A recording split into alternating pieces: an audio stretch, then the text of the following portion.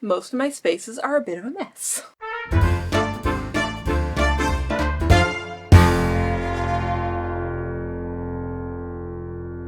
Hi everyone, Kate here, and I am about to do my long-awaited background tour.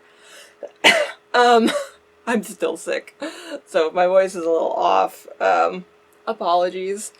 I'm going to show you what's on my background shelves. Partly I'm doing this at the moment because I'm actually going to rearrange these shelves. I don't know if you can tell or not, but this used to be a blank corner, and I now have a, well, I was going to say new to me, a gorgeous new dresser here. It needs a bit of work. I actually bought this for my furniture refinishing business that I'd like to say started. I am legally started, and I'm paying bank fees and all that stuff, but I don't actually have a selling venue yet, so, you know. But this piece was bought for that, but I haven't had a dresser in my room for like 10 years. And it's really nice to have pajamas in a dresser rather than in cardboard boxes on a shelf. Who knew? So this piece is probably going to stay right here, which does make filming a little more difficult. You may have noticed in my last few videos I haven't been in my normal filming spot. That is because just logistically, this is taking a bit of room, and it's a little hard to fit everything in here. My lights are, I'm a little blown out with the lights because it's like really close because I just don't have enough room to film in here. I never really did have a lot of room to film in here. My filming set is just a corner of my bedroom, a very small little corner. I do have a few other spots I film in. I used to film on my desk, which is over there, which is a total mess. I'd like to say that's unusual, but it's not. I also film in my bathroom. It's very tiny. Old house, small bathrooms. And the other spot I film in sometimes now, I didn't used to, but I now sometimes film in my sewing studio, which I'll show you a little bit in there later. That may be where I end up filming more in the future. The audio, like the acoustics, is not as good in there. I do not have a proper mic. I would love a proper mic, but I just can't afford one at the moment. They're very expensive. So I record off the camcorder mic or record narration on a little plug-in mic. But just acoustically, that room is not as good as in here. I still spend like half an hour editing the audio on all my videos. I have to go into like Audacity and remove the background noise, and anyway, it's a whole thing. But anyway, so this is going to change, and this may or may not actually be my background for much longer, but I'll show you what's here at the moment. So up at the top here that you don't usually see, these are all my vintage hats. Or hats in general. I mean, most of them are a vintage style, if not exactly vintage. I'm probably going to be filming a declutter. I don't think the voting period's over yet, but I think my Patreons voted in favor of watching my declutter. As I mentioned before, I'm getting into the furniture refinishing business, and I'm hoping to get a booth at an antique store. And obviously, you need more than just furniture for a booth, so I was going to go through my hats and get rid of any that... Some of them don't fit. They never fit. I bought them when I was first starting out with vintage, and I bought hats that were too small because they were cheap.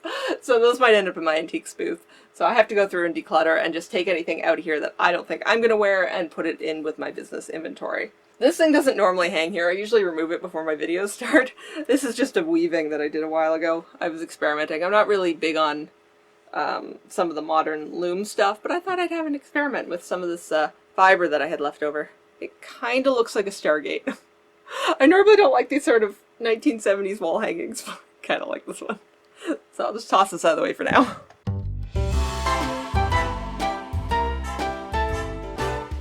Starting down at the bottom, this is where I have my backdrops. I used to hang my backdrops off here. I kind of just got out of the habit of doing it. They looked really cool. I have a sequin one, and I have some that kind of look like old wallpaper. But it was just a bit of a pain to hang up, and I was always worried I was going to knock stuff off my shelves when I was doing it, so I kind of got out of the habit of that.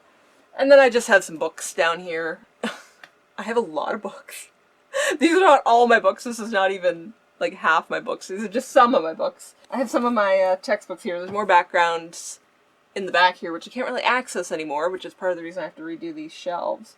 And then I have such interesting titles as Introduction to Time Series and Forecasting, An Introduction to Mathematical Thinking, Algebra and Numeric Systems. Lots of math books. I went to school for math, so there's a lot of little things on my shelves. I'm not going to go through everything because there's a lot. I have a lot of little figurines. This is a little birdie with a little sailor outfit. I have a thing with birds with hats on. I got another little. This was a gift from a friend. He kind of matches. This was bought when I think it's when I graduated. I bought it as a little treat for myself, and then my friend got me a matching one. And I have, you know, dried flowers in a frame. All kinds of little things here and there. More books here. So all the books are organized by color. Okay, that sounds really dumb, but I am a very visual person, and I find organizing by color, I'm more likely to remember what a book looks like than its title or its author. So I have them vaguely categorized by, like, this is all nonfiction, and none of my antique books, these are just modern nonfiction, and all my fiction is somewhere else, and old books are other places, and anyway. But organizing by color, I'm much more likely to be able to find something than if it was organized by subject or author or anything. Okay, so now we're to the shelves that you can normally see. We'll start at the top here.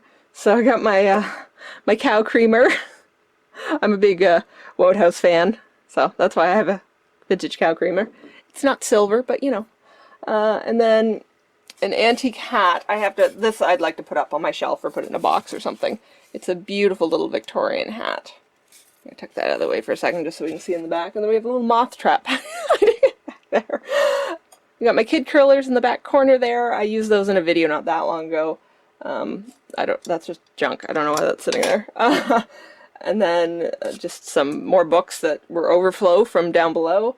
And these gorgeous, I don't know if you can see it from there, there's these lovely, I don't know if they're whippets or some sort of dog. And they are Art Deco bookends. These were my grandmother's. She got them as a wedding gift back in the 1940s. They might be older than that, and they're stunning. I have two of them. The other one's on the other side, but... And then I have this pair of vintage galoshes. Are those not the coolest thing you've ever seen? They're meant to be worn over top of other shoes. See, the heel there is hollow. So you slip those over other shoes, and then you can wear your shoes in the rain, and you have to worry about ruining your shoes. I may have bought them because I like saying the word galoshes. Galoshes, galoshes. Moving one over, we have some more vintage teacups. I got some old photos back there. They are of no relation. They're just old photos I bought at an antique store. I have some of my feathers. I don't really buy feathers anymore. Just for, fur feathers, it's kind of the same thing. So I don't buy feathers anymore, but I have some ones that I've had for a while. I have an antique hair clip, or a hair comb there. And this is a little, little beaded purse that I made. It's from I think it's from the 1920s pattern. It's supposed to look like one of those little metal purses. It hurt my hands to make that. And then in this section here, this is probably my most interesting section. These are all my old antique hair clips and curlers, wavers. So I have things like, I think these are my solo wave clips here. I have my Mervyn wave clips. I love collecting these.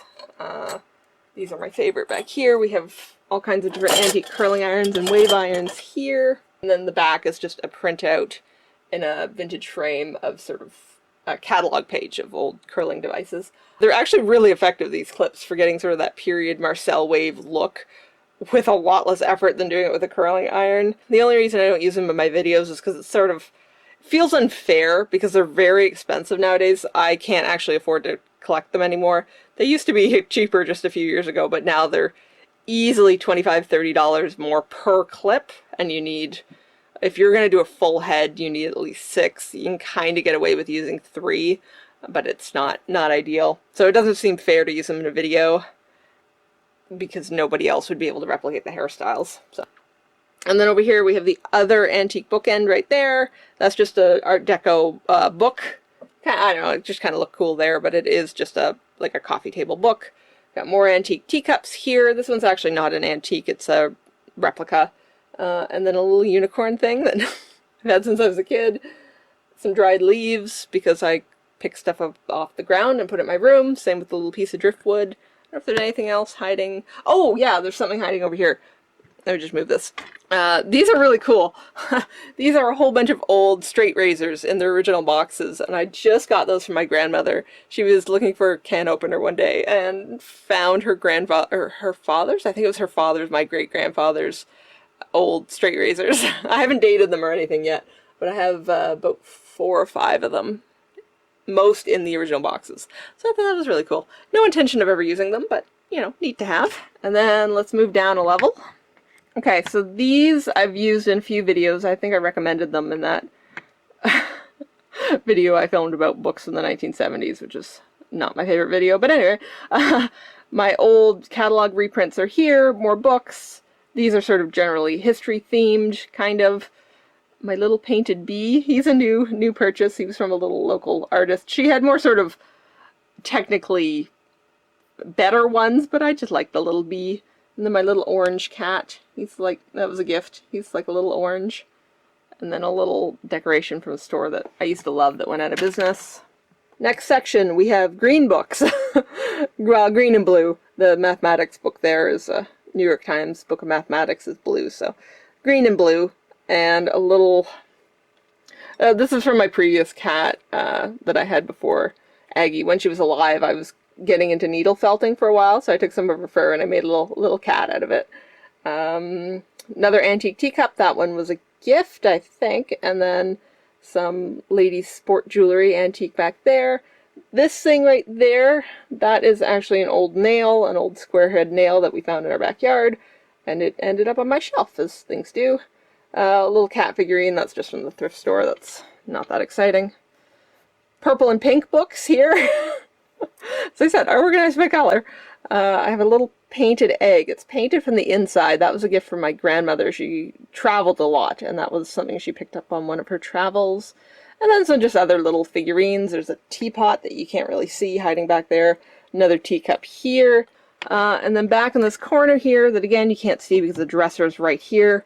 I have some of my antique bobby pin collection right there. A little powder puff. I made that in a video a while ago.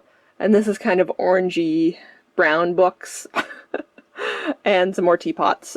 Neither of those two are antiques. Some of the other ones, like that brown one that you can't see, I don't know why I'm telling you about that. That one's antique, but the other ones are not.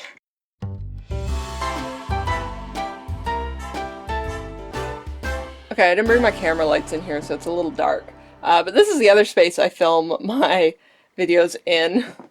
It's a little spot of old countertop and a cardboard backdrop that I've put some label pages on. This is where my sewing machine used to be, but I moved my sewing machine over here on its antique sewing machine base.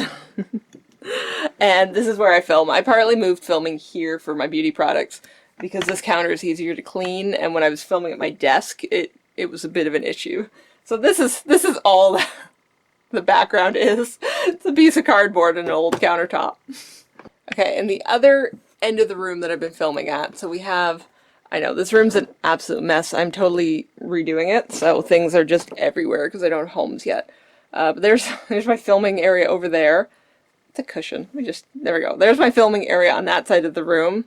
And then we spin around, past lots of fabric storage. And this is where I've been filming lately. This may be where I film in the future. I have to get less stuff in this room to make it sort of a permanent filming area. But there's a little bit more room for my lights in here than there are in my bedroom. So we have a Victorian chaise, complete with kitty. In the corner we have some faux flowers and my little Buster Keaton photo. And then this side, that's a window. This is actually a closet. Lots of reorganizing to do. And then my beautiful new picture on the wall. I mentioned on my Instagram we are not actually related. I think we kind of look alike. Oh yeah, we're too far away. I bought her when I was buying some inventory for the antique business that I sort of kind of have. I'm in the startup phase of, so I was buying some inventory, and I loved her too much to let somebody else get her. I thought nobody's gonna like her as much as I like her, so she's on my wall. Yeah. This is my bathroom. Normally the camera straddles the toilet, and then I stand and face the wall. There's a antique tub full of laundry at the moment down there. It's under there somewhere. The taps are broken, so I'm not currently using it as a tub, so it kind of just became a laundry basket. But that's my wall that I often film against. It's just part of my bathroom. My little teeny tiny bathroom. Hello. Oh, I have some interesting prints on my wall, though. These are... Let me know if you want a tutorial on how to actually make something like this. I know the lighting's kind of weird at the moment, so you can't really see them, but these are old patents, which I've printed and put on wood as some little wall decorations. These are both hair curling or hair waving devices, which, as we know, I have a fascination with, so that's why they ended up in here. Well, thank you for watching. I know this was a pretty brief look at what's in my background, but I know some people are interested. Please don't forget to comment, like, subscribe if you want to, and I will see you guys next time. Bye! This video is made possible through the generous support of my Patreon members. Thank you.